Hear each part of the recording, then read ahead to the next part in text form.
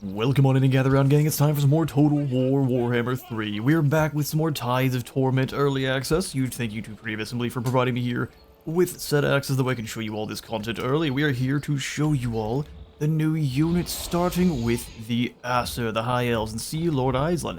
So we will begin with the lords and heroes that we have, and we will begin this showcase with Sea Lord Aislinn himself. The Admiral of the Aesir Navy gives neither mercy nor quarter to those who threaten Ulthuan, and those he deems threaten Ulthuan. So he's a very, very good duelist with good bit of armor, and not amazing speed on foot, but that is to be expected. Good attack and defense, and then a 28 bonus V infantry. Like I said, makes him a very good duelist. He's not as good as his counterpart Lokier off the initial start, but through the different bonuses you can get through campaign, he becomes quite a problem. As far as abilities, you've got your good old Foe Seeker as usual. Stand your ground once you get to the end of your tree. Iron-Handed Captain being his unique. So 3 separate times there, he's going to be able to bring a unit back from broken immediately. It does, they may have fixed it since then, but there's been a little bit of a delay where you're supposed to click this and that unit's immediately able to be used again. But there is about a 5 to 10 second delay, which is not great, so hopefully that's going to be fixed up soon. The idea is, though, that you bring someone back who's fleeing immediately. Next up, he's got Master of the Mist, which is where the fun begins. This gives us 100% bonus range, and then everything else here doesn't matter as much. 100% bonus range. That is ridiculous. Double the range of whatever you give this to. And then also boost damage, boost how fast you reload, and then make them invisible. So that while they're firing, it makes it very, very tough for anything to shoot back unless they already have units in range of you. So Aislinn is the premier Alpha Strike general for the Aesir, and he does a very, very good job of it. As I've already said, Aislinn is an incredible duelist. Most lords you throw him into a fight with, he is going to easily beat the brakes off of and then run on to the next target without really any struggle. Aislinn is awesome. He can also be mounted upon a Skycutter, which makes him a lot faster, up to 90 speed, and then he'll gain the momentum passive, which I have discovered the Skycutters are insane in melee. They are such good chariots, and hopefully it's not getting looked at. But I'll show you all a battle before too long here that just shows the sheer potency of this momentum passive, which, as they are charging, and as long as their speed is higher than 50% of their base, good grief, they'll gain 50% mass, more speed, more charge speed, and more charge bonus, which is amazing. If you've ever seen the Knights of the Brazen Throne, Regiment renowned for Khorne, just kind of steam through infantry like they're not in their way, that's what these things will do as long as you keep their speed up. Only real downside is you do lose quite a bit of your overall melee stats, so you do lose your potential as a duelist. This is more Aislinn if you want him to drop in and wipe out a mage in a hurry, dominate pretty much anything else in the air, and then just blend through infantry front lines like the Eagles from Lord of the Rings. The final mount you can get for Aislinn is the Blue Star Dragon, but this one is obviously false, and you should put him on a Skycutter at the first opportunity. There is no dragon, there is only Skycutter. However, the dragon is pretty decent. You have much better stats than on the cutter, so it's better at dueling in the air and on the ground. At least not completely armor-piercing, but a much more armor-piercing focus. And then you've got the Star Dragon Breath, which is deadly. This deletes, I think, most infantry outright if you get a good angle on them, up to and including the likes of things like Blackworks. So makes him a monster, but it's still incorrect. You want to put him on the Skycutter. Next in our lineup of new lords, we have the Sea Helm, which I have been really enjoying using. I use these more than the princes in most cases. They're peerless fighters and warship captains. Sea Helms are master of both land and sea battles. Yes, indeed. I believe they are the... well, I don't know if I can mention that, so we'll just not. They've got a very, very good shield with a silver shield, so blocking a lot of missile fire, and it looks awesome, too. They've got this kind of, I don't know, I'm not going to say mermaid helmet, but it's a fish fin helmet, and then they've got this awesome dragon shield. This is the good stuff. Dragon shield, and then they've got a trident, which again I'm gonna have to add this to the list of things I need for my wall. A Sea Helm trident. So like I said, they've got pretty decent armor, medium armor, high leadership, normal speed for the Aesir, decent stats, more defensively focused, and then with a 35 bonus when you're facing large targets, so very good at dragging down your large beasties, or any kind of lord that might be mounted. Sea Helms are dangerous. In terms of abilities, they have Stand Your Ground for a bump to melee defense and leadership. They've got Martial Prowess, so as long as their hit points are above a 25%, they gain 2 attack and 12 defense to further boost that tankiness. They've got Wounds when they get hurt, Charge Defense versus Large, Encourage. They can hide in forests, and then they've got Strider, which is unique and great, where they are not going to be slowed down by any kind of terrain penalties. So they can fight in the water, they can fight it anywhere that normally would slow your small targets, or even when they are up on a mount. And then they've got Charge Reflection, so you charge into them, you deal damage, you're gonna have a bad day. Sea Helms. They can be mounted upon... Great to know. They can be mounted upon a Great Eagle, which makes them, of course, much faster, even faster than that of the Skycutter, because they're not dragging behind them a chariot. So 110 speed.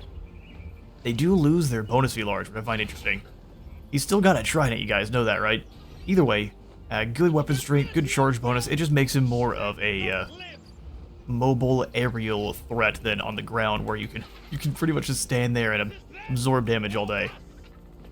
Lastly, he can be mounted upon a Skycutter, which is going to do the same as with Lord Aislinn. Again, does not keep his bonus V large, but is going to become much better at just knocking through, bowling through lines of infantry. So if you're having him come in, for example, from this flank and just kind of, the thing is, what you want to do with them is you want to land them first. Because if they land, they don't do much damage there, but they will when they charge.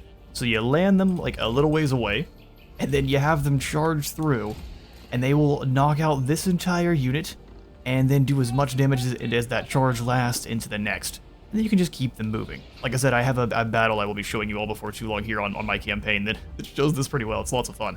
So it makes them less of a duelist and more of an infantry chaff leader. Love me the Sea Helms. Like I said, they have replaced my princes if I want a melee lord. Moving on to our hero choices, we now have the Mist Mage, who... Well, this is the funniest looking staff to me. He's got the rock fingers going, and that's how you summon Mist. The more you know. Mages who accompany the High Elf fleet have developed methods to shape and control the very nature of water. And I've seen some comments saying that they'd like to see Mist magic for the Bretonnians. The problem with that is that the lore of Mist is actually a kind of offshoot of high magic, as CA has said. So, since the Bretonnians don't use high magic, the only one that might be able to use the lore of Mist would be the Fey Enchantress.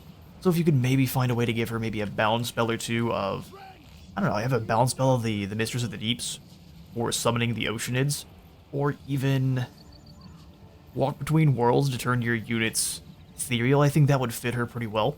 But she would be the only of the Bretonnians that would get access to that.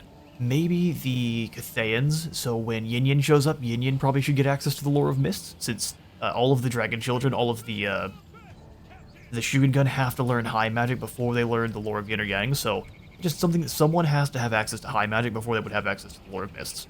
And it's kind of an elven spin on it, so. That being said, lore of Mists is great. I have a whole video that is already up showing the lore of Mists in general and how to actually use it. Suffice to say, lore of Mist is very good as a support style lore, with some summons as well, so very good at buffing and debuffing enemies. I know that's not everyone's cup of tea, so if you're not the strategist that likes to have a kind of a more support mage and a damage dealing mage in the same army, these guys might not be your cup of tea, but I do adore the lore Mists. It's been great fun so far. Very good with your missile armies, and it's very good with even your not missile armies, just because you have a hex here called Flinsing Har that drops armor by 30. So even your elven units that may not be so dangerous in terms of armor piercing damage can start chunking in really, really well above their tier, which is always good. And then the passive for the lore of Mists is going to be a missile resistance plus 10% every time they cast. So it's not going to be the most effective, or at least the most impactful, but anytime you're fighting the likes of the Dark Elves or any other kind of main missile-focused army, you will enjoy the extra missile resistance, and you will notice it. They also can be mounted on different things. They've got the Great Eagle, which bumps up that damage and makes them much faster, of course, better at dueling and keeping away from enemies. And then you've got the Skycutter, which you really only want to put them in if you like to use your mages in frontline combat. Like I said, makes them very good at just smashing through squads of infantry, but I think most people are going to keep their Mist Mage on the Eagle, just for that extra mobility and the ability to kind of get away from fights. It's a smaller entity, or it's a smaller model. Doesn't weigh nearly as much though. 2,800 mass is a lot. It's a much bigger eel, isn't it? This one gets its Wheaties. Either way, this one is good for staying away from fights. This one is good for getting into fights. Lastly, for our heroes, we will discuss the Silent Champion, Caradryan. There is divine strength in Caradryan's hand, and the wisdom of Assyrian sits upon his noble brow. Good old Caradryan has a ton of armor.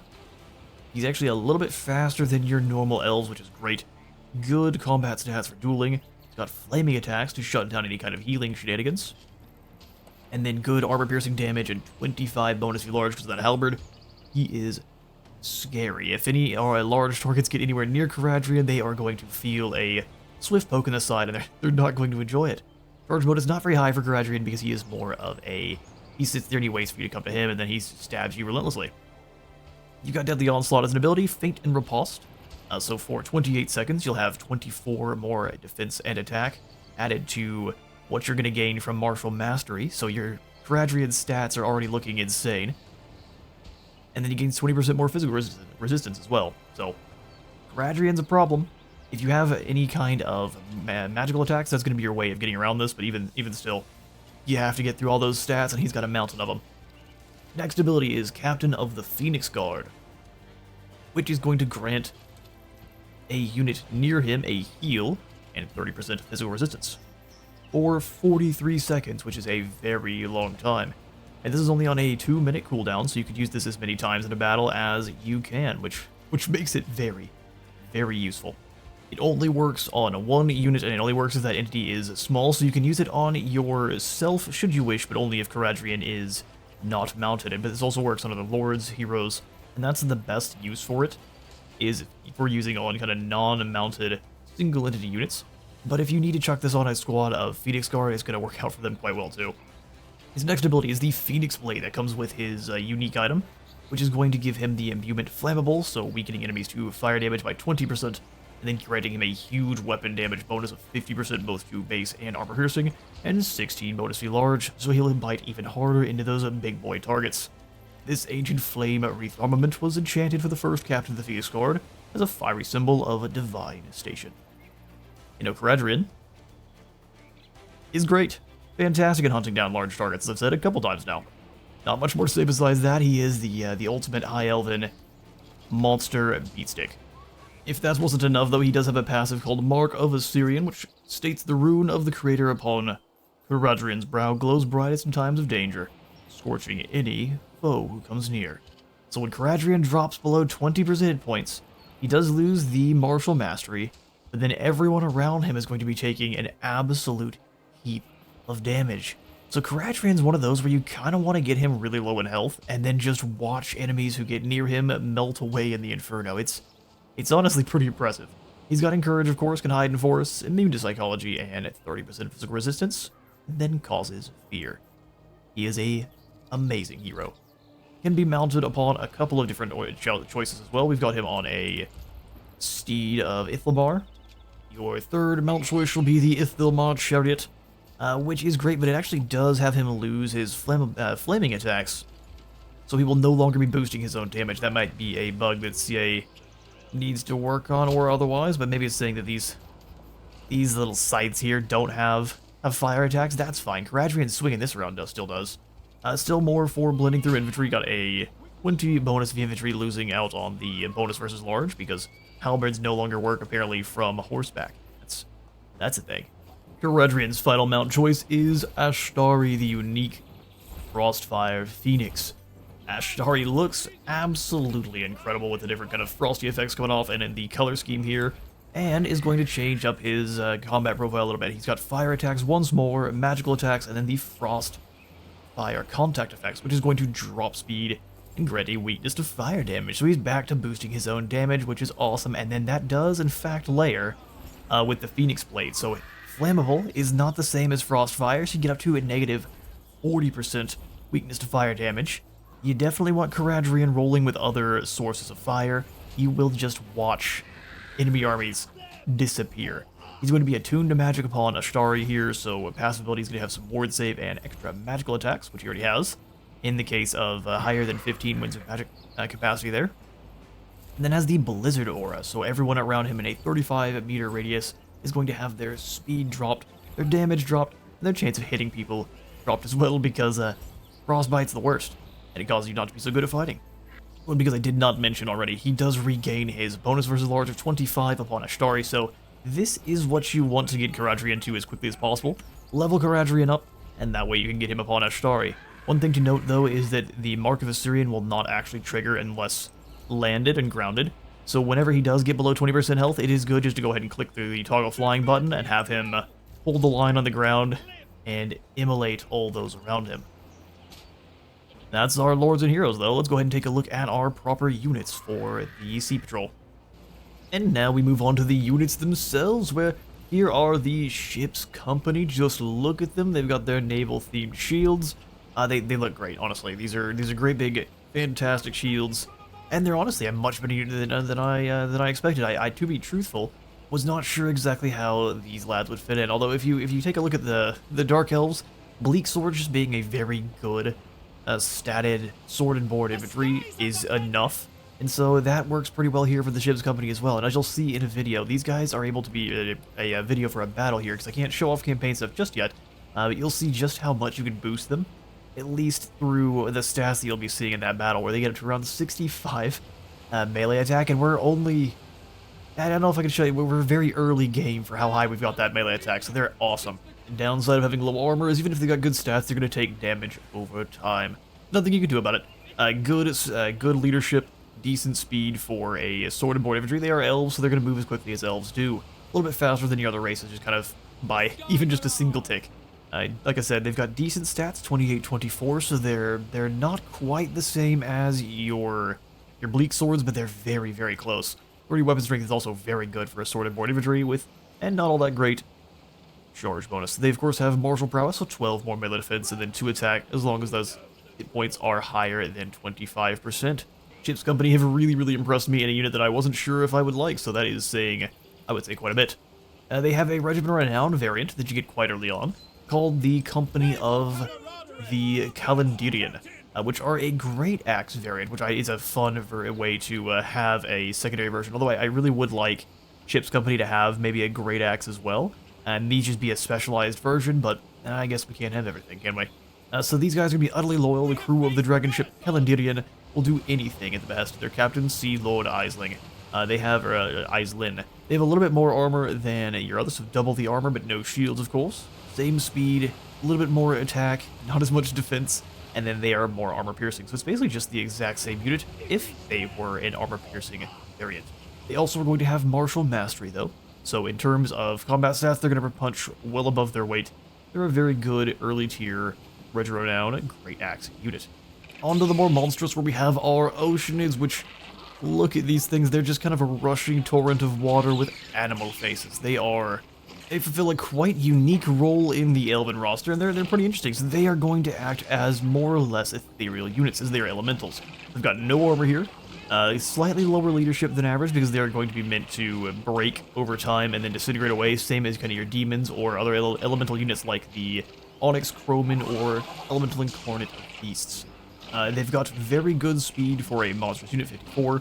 Their melee attack is not fantastic. They've got really good defense, and then a bonus of infantry of 14. So they are good at fighting infantry squads, and they just are going to stick in and fight for a long time otherwise. They are good on defense, and then, obviously facing infantry, they start to do some serious work. They've got perfect vigor, so they will never have any kind of issues with stamina. Strider to move through any kind of terrain they would normally be penalized by, like the trees. That will not be bothering your Oceanids. They've also got immunity to contact effects, so any of the kind of things that Slaanesh and the Dark Elves or the normal armies that you're kind of facing off against as the High Elves, they tend to pack a lot of nasty contact effects, and these Oceanids aren't going to care because they're water. They've got 30% physical resistance, 20% missile resistance, 20% fire resistance, and will cause fear. And these resistances are to try to counter the fact that they have no armor, but like other units with no armor, and that's not the most physical resistance, they are going to suffer in prolonged combat. You're really going to want to kind of layer them up with a life mage to make the most use of them, because they have quite a bit of health. So you get couple that with the life mage's healing, and you're heading for a good time. Moving up into here, we have the Sea Elemental, and look at this big monstrosity. Even more water than the Oceanids, and it doesn't look as clean, does it? This water looks to have all sorts of nastiness kind of embroiled in it. This thing has some awesome animations where there are things trapped in it. It's gonna dig them out. We'll see if it actually has one here, or it's just gonna keep roaring with water everywhere. Which in and of itself is a pretty cool animation. While we wait for it to... Oh, there's the horse. So, yeah, here we go. It's just a delicious horse snack. Horrifying. We'll first read through their flavor text and then get to their role in combat and their overall stats here. So, born from and journeying with magically soused dwellers, sea elementals summon primal dread in the heart of any seafarer. Yeah, no, and I'm pretty sure these are supposed to be your elemental incarnates of life. So where we have the great big Wendigo monster for beasts, here you have your sea monster. And where I think that Creative Assembly is basically trying to say basically the things in the woods are your lesser elementals of beasts, the Oceanids are the same for life. Maybe with Araby we'll get even more elementals, but more elementals in the game for the more order-based factions are always going to be awesome. And for the Chaos factions that it makes sense for, too. In terms of what their stats are on their role, they have a no armor, same as the Oceanids. They're going to have a very mirrored kind of combination of traits like the Oceanids, so no armor. Decent leadership, but still lower than normal units, just to kind of make use of the fact that they are going to have elemental instability and fade away if their leadership is shattered. They are going to have perfect vigor, so no stamina issues. Strider, so no terrain issues. Immunity to contact effects, and those resistances, so 30% physical, 20% missile, and 20% fire. They are loaded up with traits. And then what makes them extra unique is they have the split up passive, so when they die they're going to detonate, dealing a bit of magical non-armor piercing damage, so against chaff it's still going to do a bit of work, and then it's going to summon a squad of weaker Oceanids that will degrade over time. So when they die they detonate, and it's not over yet. Now you got to deal with the smaller water boys. The sea elementals are a problem. You definitely want to try to kill them with missiles from afar before they get too close. But sometimes that's just not an option because of all these resistances. If you combine the 30% and 20% here and they're getting shot with normal missiles, that is a 50% combined missile resistance. And yeah, that's a problem. They're going to be shrugging off most attacks. Finally, they have a bound spell, the Writhing Mist, which is going to grant itself or an ally 30% missile block chance, 360 missile block, stalk, and a snipe. And then enemies in the area, 8 leadership drop, and 24 melee defense drop. They can cast that on anyone or themselves. So if you just want your elementals to disappear and sneak around for a flanking strike that, even if they try to shoot at them, isn't going to do any damage, you can absolutely do that. Casting it on the enemy is not going to be what I tend to do. You want to give this to an ally while they're trying to charge again, or someone who's normally weak to missiles. This is going to make them a much tankier in the face of any kind of barrage of fire. That means in terms of role, I would say the Sea Elemental is one where you're going to throw them in and try to have them fight mainly infantry, or even if they go down against more elite infantry, it's just fine. You've got the split-up passive to send the Oceanids in, and then the Writhing Mist to hopefully survive that fight and have the enemy turn and tail and run. So they're kind of a support colossal unit. Very fun. Before we move on to talking about the Myrwyrm, we will discuss our 2 Skycutter variants, which I will note are probably my favorite units of the entire DLC, especially of the High Elf portion. These things are absolute monsters, and I have discovered some tech that I'm not going to show you just now, but I already showed you earlier, so I can repeat.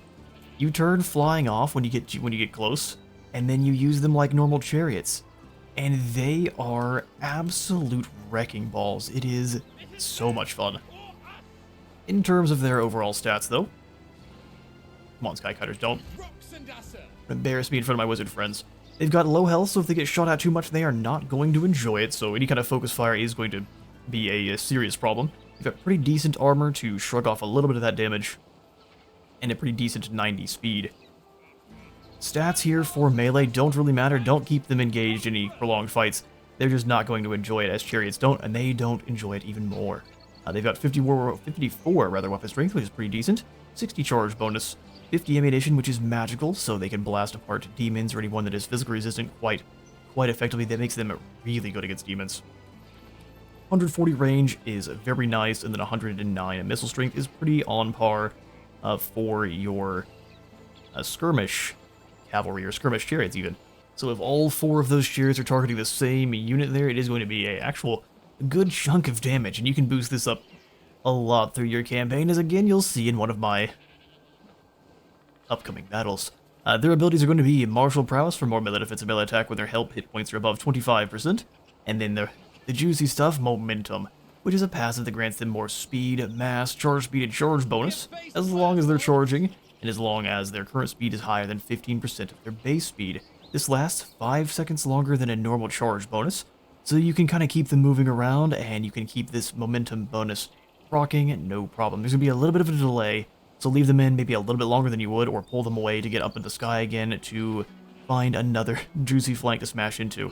They've got firewalls moving, which is always amazing, and fly of course, and they cause fear, so if you have anyone low on leadership, drop them in to see them fleeing for the hills a little bit faster. If the arrow version was good, the bolt cutter version is just a direct upgrade, because they throw bolts. Both the single shot round, which is better against your large targets, or if you have a squad of infantry running around, more elite chosen, you can just switch it to the multi-shot round and watch them weep. Skycutters of the bolt thrower variant are an absolute nightmare.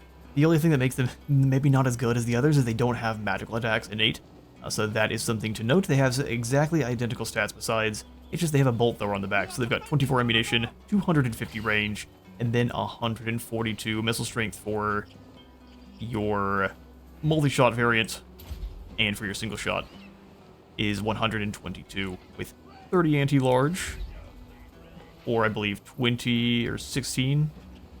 16 is the number of projectiles. They have 11 bonus infantry. Bolt throwers are good. These bolt throwers are extra mobile and can get wherever they need to in a hurry. Your only kind of downside to them is that they don't have 360 fire. But is that really a downside when they can move as quickly as they want and they're in the air? I don't know. You tell me. Also, if you saw with Lord Aislinn, we have 100% bonus range, so should we wish, that is going to be 500 range. We get the Alpha Strike every single time with Lord Aislinn, and it is amazing. I absolutely adore the High Elves Sea Patrol. Last unit we will be taking a look at, though, here is going to be the Myrwyrm. He's a big, happy, squidgy dog-looking boy. He's like one of those the kind of smash-face pugs. I absolutely love how the Myrwyrms look here. We'll go ahead and take him off the UI just for a moment, so you can enjoy him in all of his glory. Lots of kind of moving smaller bits on him, too. They did a really good job with them. The scales glimmer, all of the different kind of fins wiggle around as they should, and then your Silac One-Eye, the Regiment of Renown variant, is all bioluminescent. He looks awesome, too. Your shiny Myrwyrm, if it will. Looks better than shiny Dragonite, too. And as the name might suggest, there's one eye, and the other one is missing. Awesome. So, their stats make these one of the scariest anti-large units in the entire game. They are your High Elf Charybdis, but they're better than a Charybdis, and that's... Look how happy they look. They need pets and treats. Treats being the large, pivotal, chosen, prized monsters of your enemies. Doesn't matter what, I'm just trying to show off your stats here. They've got pretty decent armor, more medium focus. 75 speed is very fast for something this large. 59 attack, 38 defense. This defense is kind of their main weakness, where they're a huge target and they don't have much defense, so blades will bite into their hide pretty quickly. But they've got animations that just blow apart whole units of infantry, so it makes it very hard to get in there and actually stab them in the flanks when you're too busy laying on your back with your spine broken. In terms of their weapon strength here, they've got 700 weapon strength, majorly armor piercing, with 30 bonus V large, makes them a very, very good dueler of other monsters, but they also perform just fine against infantry because of those big splash attacks. They've also got 42 bonus, or charge bonus there, which just takes their stats even higher whenever they're slamming on in. He's a great big boy. All that mass is going to be used for something. He's basically I guess he's your High Elf Toad Dragon, but they just feel better than the Toad Dragons too. Charybdis Toad Dragon, but better than both. In terms of abilities, it has regeneration, so will heal during the fight, much like your Charybdis. Has wounds, so will drop in potential as it takes damage, and then has the Abyssal Cloak passive. So for itself, that means missile block chance at a 360, so they're way harder to shoot than you'd expect, and then enemies around them are going to take a leadership penalty of 4. Dropping leadership is always good. Leadership almost is, or not almost, is always going to be dropped faster than health, unless that unit is unbreakable. They can break down walls as you'd expect, and then they have 25% missile resistance base. Add that with the 30 missile block chance makes them very dangerous. The missile block chance is different than your missile resistance. They're just going to block outright 20% of the missiles shot their way, as opposed to just blocking that damage. It's a small distinction, but one to note. They are going to, of course, cause terror, because they're great big and nightmarish. Psylocke One Eye is going to differ ever so slightly in that he is going to have the Enfeebling Cold passive, that those who find the foolish resolve to charge the Myrwyrm will find their approach hampered by the ocean's chill that hits them bone deep. Lowering their charge bonus, melee attack, and charge speed. So if you do try to move in here, you've made a terrible mistake, there's no leaving, and you're going to hit with noodle arms for your trouble. That, though, is going to be all of our High Elf units. Let me know what you all thought in the comments below. Which is your favorite? I have already said my favorite is going to be the 2 Skycutters. Probably followed pretty closely by old Psylocke One Eye here. He looks incredible. I adore the bioluminescence on his fins. The Myrwyrm, like I said, they're just the toad dragon that performs better. So there's nothing bad here. He's all good. That is all for me for today, though. I'm gonna go ahead and cut it. I'll dirtle on forever if I don't cut it somewhere. So thank you all so much for stopping on by. If you did enjoy the video, please do remember to leave a like for the like god and a sub for the sub throne. I'll see you all in the next one.